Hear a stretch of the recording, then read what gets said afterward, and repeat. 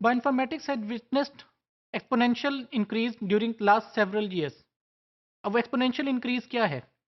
वो basically data में increase है जो सिक्वेंशियल हो सकता है, न्यूमेरिकल हो सकता है या किसी भी रेलिवेंट फील्ड में हो सकता है।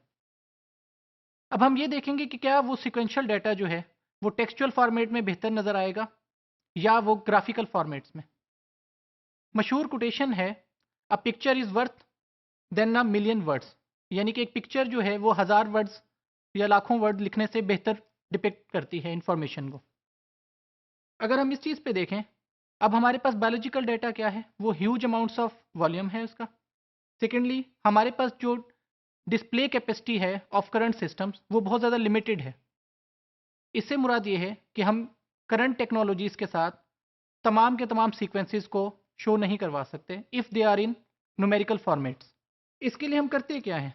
अब हमें ये चीज़ देखनी होगी कि ह्यूमन किसी चीज़ को कैसे देखता है। अगर हम इस फिगर पे गौर करें तो इसमें हमने दो चीज़ें दिखाई हैं कि वन साइड पे हमारे पास ह्यूमन कैपेबिलिटीज़ हैं which are shown here and the other one are abilities of the computer which are here. Computer बहुत अच्छा है फॉर व्हाट पर्पसेस? अगर उसने डाटा स्टोरेज करनी हो और वो डाटा स्टोरेज किस फॉर्मेट में हो, न्यूमेरिकल फॉर्मेट में हो, उस स्टोरेज की बेस पे न्यूमेरिकल कंप्यूटेशन करनी हो या न्यूमेरिकल बेस्ड सर्चिंग करनी हो। On the other hand human क्या करते हैं? ह्यूमन बहुत ज़्यादा इजी फील करते हैं या बहुत अच्छे होते हैं उन चीज़ों में जहाँ पर क्रिएटिविटी इस्तेमाल होती हो। जैसे अगर हम यहाँ पर देखें, हमने तीन चीज़ें कही, क्रिएटिविटी, परसेप्शन।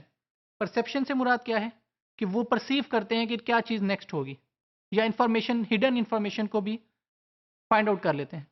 इसी तरह general knowledge, general knowledge means background knowledge कि रिलेटेड इंफॉर्मेशन क्या है किसी स्पेसिफिक इंफॉर्मेशन के। इन दोनों के दरमियान में अगर हम देखें तो some way in between these two there is logic, जो कंप्यूटर्स की साइड पर भी है और ह्यूमंस की साइड पर भी। और इसी तरह प्लानिंग, डायग्नोसिस एंड प्रिडिक्शन। अब होता क्या है, हम क्या चाहते हैं बेसिकली? हम ये चाहते हैं कि कंप्यूटर जो है वो इस साइड से टुवर्ड्स ह्यूमन कैपेबिलिटीज़ की तरफ मूव करे, जिसमें हम आर्ग्यू ये कर रहे हैं कि बेहतर ये है कि डाटा जो है वो ग्राफिकल फॉर्मेट्स में हो। आइए देखते हैं वो किस तरह होगा।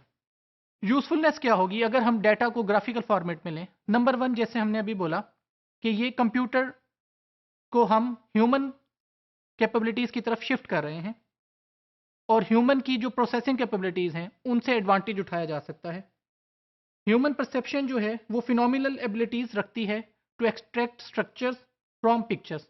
अब वो स्ट्रक्चर्स बेसिकली क्या हैं? वो हिडन फैक्ट्स एंड फिगर्स हैं जो पिक्चर्स में मौजूद हैं, उनको ह्यूमन अंडरस्टैंड कर सकते हैं। There are different data visualization methods such as, number one is univariate, then bivariate and then multivariate. अब ये क्या चीज़ें हैं? अगर हम यूनिवेरिएट की बात करें, they are basically measurement of single quantitative variables.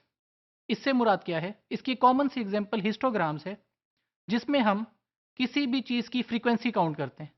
For example, हम ये कहते हैं कि number of students in the class, तो ये सिंपल फ्रीक्वेंसी काउंट है कि कितने स्टूडेंट्स हैं क्लास में।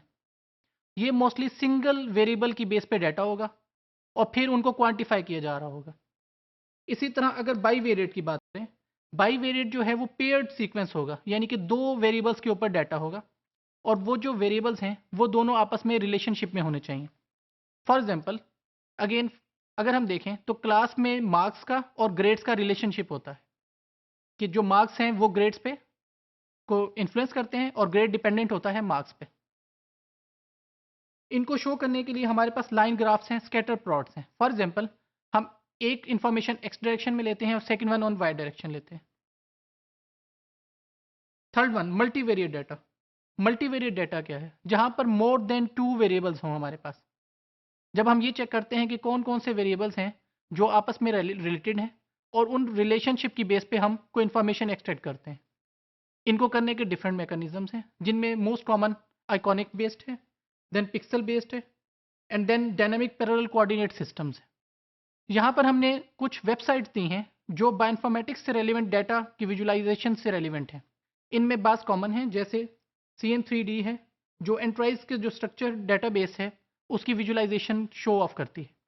इसी तरह रसमोल है जो माइक्रोबायोलॉजिकल टर्म्स की विजुअलाइजेशन को शो ऑफ करने के लिए है। इसी तरह अगर हम प्रोटीन स्ट्रक्चर्स को देखना चाहते हैं तो प्रोटीन एक्सप्लोरर की वेबसाइट है हमारे पास। और फाइनली हमारे पास word index of molecular visualisation है, जिसके अंदर हम डिफरेंट वायरसेस वगैरह को और अगेन डीएनए प्रोटीन स्ट्रक्चर्स और न्यूक्लिक एसिड के अमीनो एसिड्स वगैरह के स्ट्रक्चर्स को देख सकते हैं।